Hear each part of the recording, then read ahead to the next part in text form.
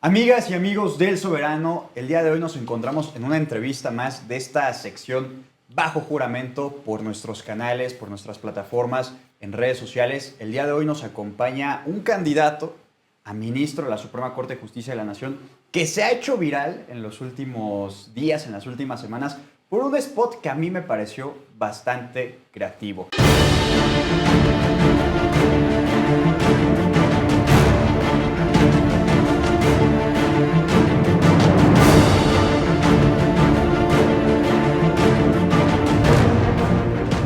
Y también es uno de los candidatos a ministro, pues de los más jóvenes, ¿verdad? Así es. Muchísimas gracias. Sí, Y bueno, sí dentro del segmento de hombres, seré el ministro más joven en la Corte, aunque ya no entro en el rango de joven, ¿no? Todavía sería un chavorruco, por así decirlo.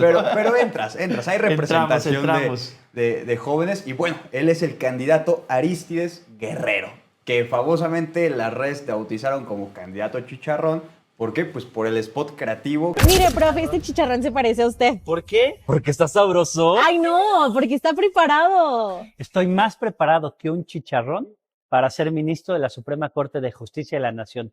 Cuento con doctorado, 2 maestrías, especialidad en Derecho Constitucional y todos los grados obtenidos con mención honorífica en esta, nuestra máxima casa de estudios, la UNAM. Ay, mi chicharrón. Ay, mi botana. Adelante, ¿nos puedes contar al respecto? Sí, Para ir muchas empezando, gracias primero calentando al esta Soberano y conversación. a Bajo Juramento No, por a ti. estos espacios que también han permitido ser disruptivos. El Soberano es un espacio disruptivo. Gracias. Y precisamente esta campaña pretende ser disruptiva desde el origen. Cuando nosotros vimos o pensamos en las elecciones y campañas del Poder Judicial, pues nos imaginábamos al candidato muy serio frente a la Cámara, con libros en la parte trasera técnico. y ese modelo acartonado del ministro. Y precisamente el corazón de la reforma del Poder Judicial implicaba el ser disruptivos, el cambiar completamente ese modelo acartonado del ministro y presentar de manera más creativa precisamente a los propios perfiles. Y además es algo muy propio. Así como dije, más preparado que un chicharrón, hay veces que en clase yo comparo el federalismo con el mole y platico cómo se vinculan. Por ahí tengo un video en TikTok para que lo vean también. Y cuando hablo del federalismo, siempre lo comparo con el mole. Y a los estudiantes les digo, a ver, el federalismo es como el mole. En Oaxaca es el mole más amargo, en Puebla el mole es más dulce, hay mole coloradito, mole amarillo, hay una gran diversidad de moles en el país. Lo mismo es el federalismo. El federalismo, a partir de las necesidades, gustos, historia de cada estado de la República, va configurando sus propias normas. Y les digo, eso es la libertad de configuración legislativa y esa es la cláusula residual que está en el artículo 124 constitucional. Entonces, o la concha de pan con el artículo 2 constitucional, que apartado A y apartado B, y el reconocimiento de los pueblos y comunidades indígenas. Entonces siempre he buscado una analogía para explicar de manera más didáctica, más pedagógica, el concepto que pretendo que se quede en el alumnado. Entonces, fue parte de hacerlo así. Pegó y se logró el cometido, creo yo, candidato, porque pues te hiciste viral, fuiste reconocido a nivel nacional y pues estás tomando cierta notoriedad en el buen sentido de la palabra, ¿no? Pero a ver, sabemos que eres licenciado en Derecho, maestro en Derecho, doctor en Derecho por parte de la UNAM. ¿Qué te hizo estudiar esta noble carrera, esta noble profesión? ¿Qué te hizo querer involucrarte en, pues sí, en este tipo de carrera? Pues siempre, bueno, estudié en la Prepa 6 y en la Prepa 6 llega ese momento en el que eliges, bueno, cualquier preparatoria, eliges hacia qué área te vas a encaminar. Y siempre me gustaron más las ciencias sociales. Y estaba entre sociología o derecho. Y pensé en derecho como una carrera en la cual precisamente a partir del actuar del propio abogado, del propio juzgador, puedes transformar una realidad. Y vamos a poner un ejemplo. A ver, el matrimonio entre personas del mismo sexo, que se reconoció vía legislativa en la Ciudad de México y que después llega a la Corte porque fue atacado vía una acción de inconstitucionalidad, la 2/2010. Fue gracias a una sentencia que se logró transformar la vida de cientos y miles de personas. Entonces creo en el constitucionalismo transformador y creo en el derecho como una herramienta transformadora de la sociedad. Muy bien, ¿no? Pues tienes ahí muchísima la razón. Exactamente así es como debería funcionar el derecho y la justicia. Desafortunadamente en nuestro país sabemos que por años estuvo, bueno, hasta la fecha de no haber sido por la reforma al Poder Judicial, pues la justicia estuvo muy cooptada, ciertamente para unos cuantos, ¿no? En general para el pueblo de México. Y acá va mi otra pregunta. ¿Tú considerabas necesaria esta reforma al Poder Judicial? De ser así, ¿qué te ha parecido? ¿Qué le cambiarías? ¿Qué tal vez no te habría gustado de la reforma? Y adelante. Yo sí creo que era totalmente necesaria una reforma al Poder Judicial y el modelo que se nos está presentando va a ser un modelo que va a ser estudiado a nivel internacional. Quiero yo que sea para bien, porque incluso lo he dicho de manera muy reiterada. En quienes vamos a ser los próximos ministros y ministras de la Corte, va a recaer la responsabilidad histórica de lograr que esta reforma sea un éxito. Entonces no tenemos de otra más que hacer un buen papel en el desempeño como ministros de la Corte, porque no solamente vamos a ser un referente a nivel nacional en donde digamos, bueno, sí funcionó la reforma, sino que a nivel internacional los ojos van a estar sobre México y van a decir, oye, en México ya se eligieron por voto popular a los ministros, a los juzgadores, y funcionó. Y se logró una corte transformadora y se logró un tribunal constitucional más cercano además a la sociedad. ¿Qué es lo que se aspira en un Estado democrático? Que la justicia llegue a todos los rincones del país. Claro, y bueno, eso yo también lo llegaba a comentar, que yo espero lo mismo, que México se vuelva un ejemplo para el mundo, para que precisamente marque un antes y un después en el sistema de justicia y que se ha tomado, claro, como ejemplo exitoso lo que se hizo con la reforma o con la elección judicial. Otra de las cuestiones es cómo va tu campaña, qué estás proponiendo, si has tenido recorridos en la calle, qué te está diciendo la gente, cuáles son tus propuestas. Adelante, adelante. Logramos viralizarnos en TikTok, pero no quiero ser un candidato de redes sociales ni un candidato de TikTok solamente. Es por eso que estoy recorriendo absolutamente todo el país. Okay. Iniciamos campaña en Chiapas, en Tenejapa, y pensamos justamente iniciar en... ¿Hay alguna razón por la que Sí, mi abuela Chiapas? era chiapaneca. Ah, mira. Y justamente quisimos también no iniciar en la Ciudad de México, porque precisamente lo que se pretende con la reforma es que el Poder Judicial, la Corte, llegue a todos los rincones del país. Entonces fuimos a Chiapas, a Tenejapa, estuvimos en San Juan Chamula, San Cristóbal de las Casas, Comitán, Tuxtla, nos fuimos a Tabasco, a una comunidad de personas pescadoras, estuvimos en Villahermosa y luego regresamos a Ciudad de México, nos fuimos a Baja California con la comunidad Triqui, una comunidad también de jornaleros y jornaleras agrícolas. Entonces estamos buscando no reunirnos o que no sea una campaña en la que nos reunamos con el Colegio de Abogados, con el Colegio de Notarios, porque el corazón de la reforma, insisto mucho, es la cercanía que podamos lograr tener con la sociedad. Y parte de las propuestas, de hecho la primera propuesta que presenté es una corte que vaya a sesionar a Chihuahua, Aguascalientes, a San Luis Potosí, o no sé si le gustaría a alguien que hubiese una sesión en su universidad. Sería un modelo disruptivo también, y a su vez no sería algo nuevo. La Corte Interamericana de Derechos Humanos, que tiene su sede en San José, en San José, Costa Rica, ya ha sesionado en otros países. De hecho, ha sesionado en México, en el Palacio de Minería, ha sesionado en la Biblioteca Vasconcelos. Entonces, ¿cómo podemos lograr sacar a la Corte del centro de la Ciudad de México, y llevarla a otros estados de la República? Y de hecho, jurídicamente ya hicimos el estudio y esto es viable, porque incluso en la historia de la Corte ya sesionó en San Luis Potosí en 1863 y también sesionó en Querétaro en 1848. No, pues eso está buenísimo. Eso la verdad creo que sí marcaría también un precedente, aunque ya lo hayas mencionado, pero un precedente en la actualidad. O sea, creo que llevar la Corte o sesionar a diferentes estados de la República, pues daría pie a que la Suprema Corte de Justicia de la Nación, los ministros, ministras, estén pues casi a pie a pa con el pueblo. Y otra de las propuestas que yo leí, que tengo aquí en mis notas, era sobre algo que propones con la inteligencia artificial, que creo que ahorita también es como el boom en el mundo. Ha habido, tenemos, o sea, a nivel pues recreativo, tenemos las imágenes que se hicieron virales, ¿no? De Estudio Ghibli con inteligencia artificial.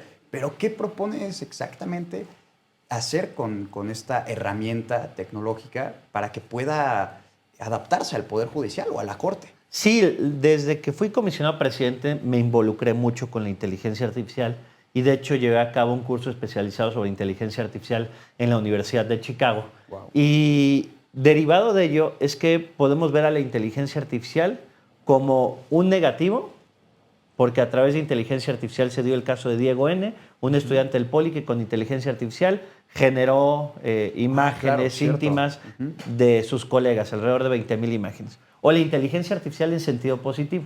La inteligencia artificial llegó para quedarse, hay que decirlo. ¿Y cómo la utilizamos en sentido positivo? Y siempre lo he dicho, no se trata de sustituir al secretario de estudio y cuenta por un robot, ni que sea la inteligencia artificial la que redacte las sentencias, Claro. sino que la inteligencia artificial nos puede servir como un modelo de control de calidad o como una herramienta en la búsqueda de precedentes para agilizar la impartición de justicia. Con inteligencia artificial nosotros podríamos evaluar si un juzgador, ya sea juez, magistrada, ministra, ministro, está resolviendo un caso similar y siguiendo un criterio similar o está cambiando de criterio constantemente. La inteligencia artificial nos va a permitir o nos puede permitir saber cuáles son los tiempos en los que está resolviendo un ministro un asunto.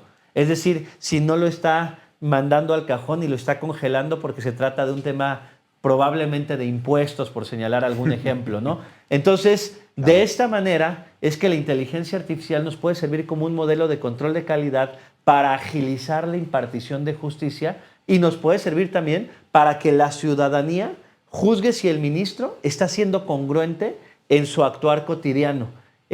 Funcionaría más o menos como funciona Spotify. Okay, Cuando tú tienes y escuchas Spotify, tú puedes buscar por cantante o puedes buscar por tipo de canción.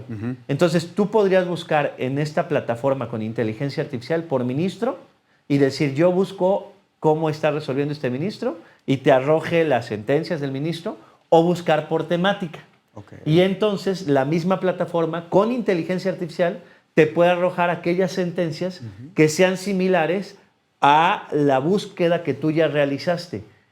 Es el algoritmo. Sí, es sí. el algoritmo puesto en práctica en la impartición de justicia. No, pues está muy bien, está muy bien. Aunque también he visto bastantes detractores y creo que creo que también hablan como desde una cierta ignorancia o desconocimiento del tema, que todavía como que les da miedo, bueno, lo he visto en redes sociales, ¿no? Que les da miedo que la inteligencia artificial pueda intervenir en estos casos como tú lo planteas, como tú lo propones, pero pues yo creo que más que ayudar, pues simplemente están ahí para estorbar en la conversación pública, sobre todo en X, que se ha vuelto todo un campo de batalla social, cultural, político, y es ahí donde también va pues esta charla, ¿no? Veo que traes pleito, bueno, no tú exactamente, sino más bien Lorenzo Córdoba ya contigo. O sea, ¿qué nos puedes decir al respecto? O sea, sabemos que el señor es un antidemócrata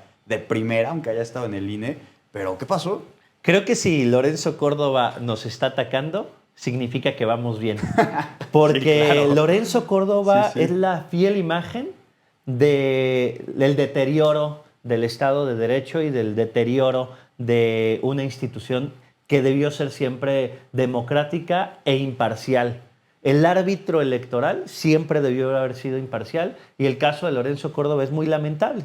Entonces, hoy en día, imagínate, está utilizando recursos públicos. Se fue a la Fiscalía Electoral de Aguascalientes, al Tribunal Electoral de Aguascalientes, un evento que organizaron con recursos públicos, en el cual incluso ya presenté la solicitud de acceso a la información para saber si le pagaron viáticos y para saber si cobró por esa conferencia, porque Lorenzo cobra sus conferencias y muy caras. Sí, sí. Entonces, el uso de recursos públicos para hablar a favor o en contra de una candidatura es sancionable por la propia legislación electoral.